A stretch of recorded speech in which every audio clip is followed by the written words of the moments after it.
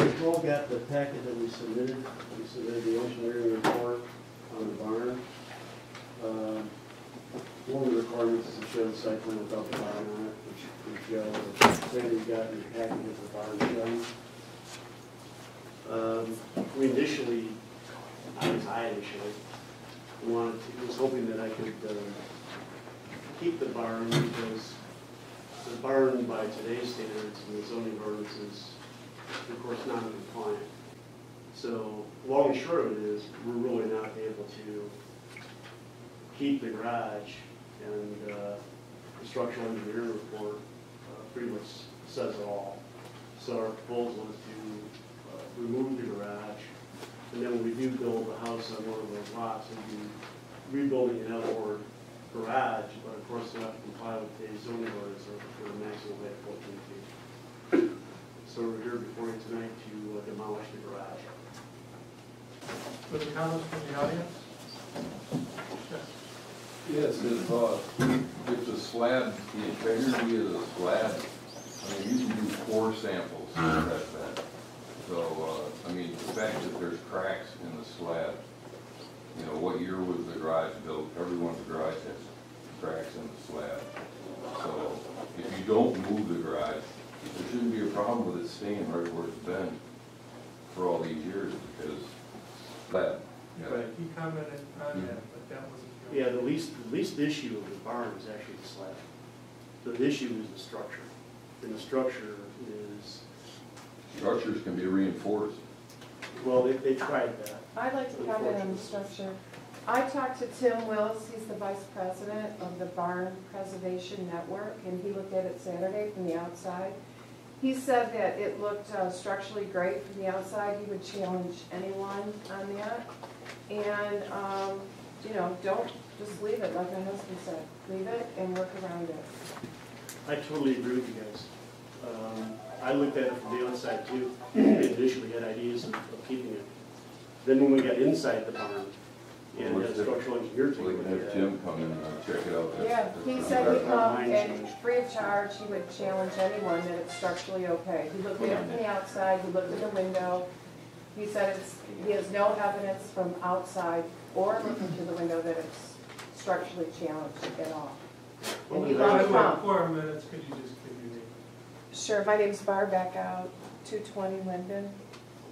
And this is Joe Eckhout, he just spoke, same address. But, you know, we're all here for the same reason. We don't want it to go. Well, we had a structural engineer write a pretty extensive report on it. Well, this guy does this for a living. He moves old structures, that's all he does. Would you please direct your question? Oh, I'm sorry. He moves old structures, this is what he does. He has a website, he's moved houses in Northville, moved structures, and it's the Barn Preservation Network.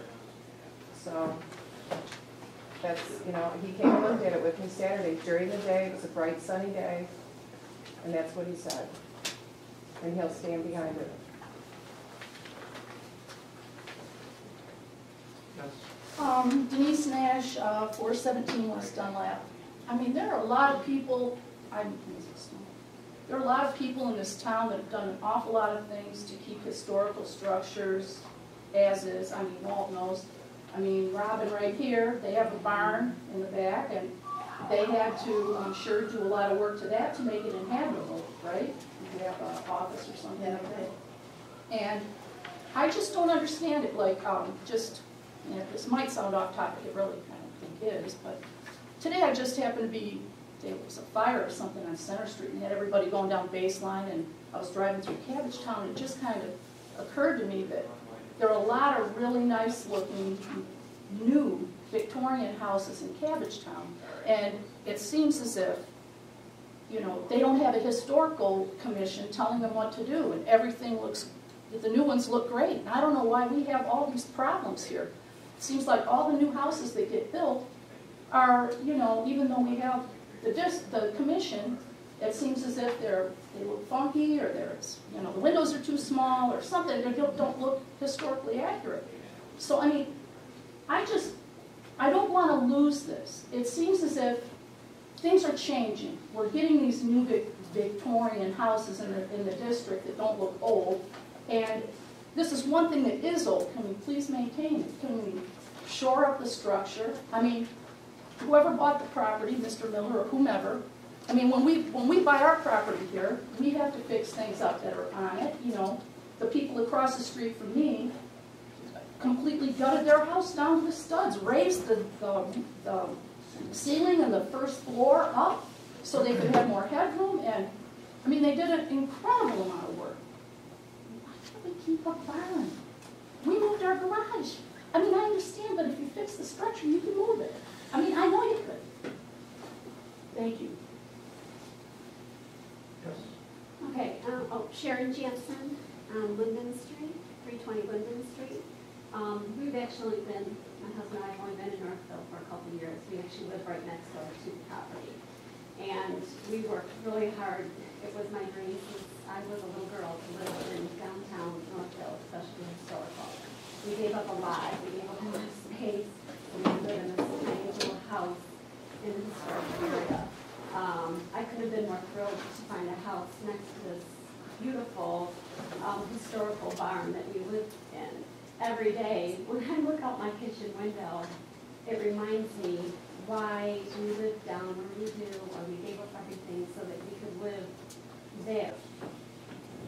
I just couldn't imagine another structural engineer coming out and looking at it and saying, I think it's great. Let's just use it the way it is.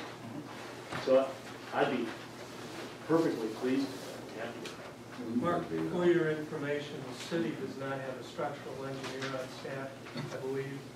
We do have a building inspector, and we have a city engineer who could give the city a recommendation as to who to hire, and we could make, set up an appointment with you and do a walkthrough Sure. on the property. Be happy to. Sure. I'm curious to know if you explored any other avenues other than complete demolition of this structure. Have you looked into perhaps, I know that whoever the property owner is new, is a new owner to this. Have you looked into actually doing any kind of a restoration, or you always come in with a last resort of this demolition? And I'm just trying to flip it over and try to work my way down to that point. Bear with me a second. Like perhaps have you offered it up for sale for someone to relocate it, or we've had other structures that couldn't function in their location anymore for what their original use was, and they've been moved and restored somewhere else. Or have you looked at perhaps changing the configuration if that's an issue, where you're building your new house on that parcel, that it would be able to accommodate and maybe remove the carport that's in existence now, and then actually shore it up and maybe use it? Is there an issue there with how the new house that you're planning on moving there is going to interfere with the flow of function with that particular structure? Well, There's a few concerns that I'm trying to address. well, the barn in its current location would work with the house that would be newly constructed. It always did. It wasn't until we actually analyzed the structure with the structural engineer that we decided that, A, we can't move it without dismantling it. I would agree.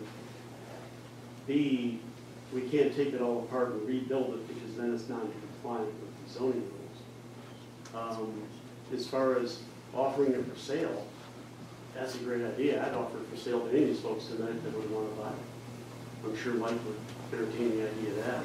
That would be a great idea. Well, Save the expense of having to do something with it. there was another barn within the past several years on Sheldon Road that was moved, much larger structure.